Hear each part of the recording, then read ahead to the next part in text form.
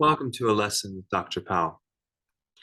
Let's look at an example of a graph where we take our equation as being written in polar coordinates to relate the theta value and the r value of different coordinate points. And we want the r value related to the theta value via this equation. R is equal to sine theta. So how would this go? Well, first of all, let's look at this relationship in coordinates we're more familiar with, in a Cartesian type way, where this would be like an r-axis and a theta axis.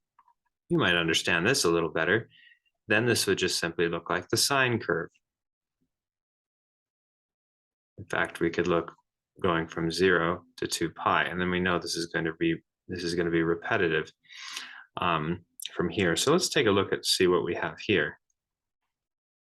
This tells us that as we go from the angle of 0 to the angle of pi, so let's see, so let's think about positions in polar coordinates now, going from the angle of 0 and then going to the angle of pi, what's happening? Well, first, the r value starts out at 0. So when we're pointing in this direction, the r value is 0. And then when we're going to be pointing, when we're, let's see, at pi halves, so when we're pointing up, looks like we're going to be all the way at 1.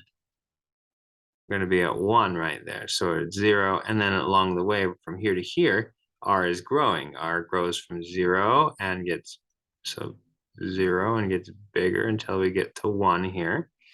And then it does the opposite as we get to pi. It starts at 1 and then it goes down back to 0. So this is the graph so far of what's happening in this relationship as the theta value goes from 0 to pi. Now let's consider what happens as the theta value goes from pi to 2 pi. Notice that the r value here is negative. So that means we're going to be drawing it across. So that means that if we're over here, so if the r value is positive, we'd imagine seeing something like this, except that's not what we're actually going to see. If the r value is 0, then it becomes a little bit, if it was just a little bit positive, it would be right here, but instead it's going to be opposite. It's going to be right here. It's going to be going around this way, tracing it out again. In fact, as you go through here, it's going to trace this and right back over. Now, one way of seeing that it's going to retrace this circle again, this is actually a circle right here of radius 1/2, because this diameter is actually 1 to get to this point. One way of seeing that is, you see this interval from pi to 2 pi? Well, how do you go from this direction to this direction? It's by adding pi, an angle of pi. In other words, if we shift this interval over pi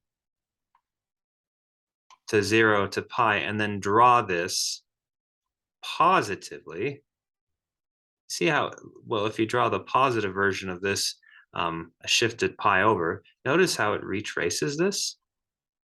It's a retracing. Therefore, we've drawn the whole shape as theta goes from 0 to 2 pi. Now, as theta keeps going around from 2 pi to 4 pi, we have the same setup and the same thing happening because of the periodicity of the sine function here.